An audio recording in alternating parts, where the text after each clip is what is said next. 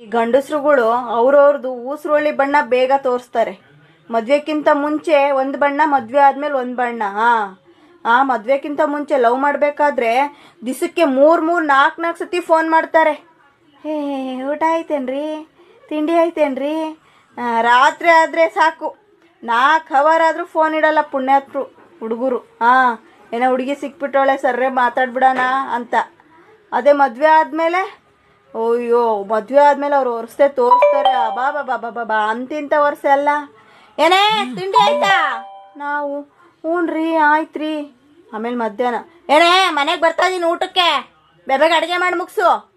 ಹ್ಞೂನ್ರಿ ಬನ್ನಿರಿ.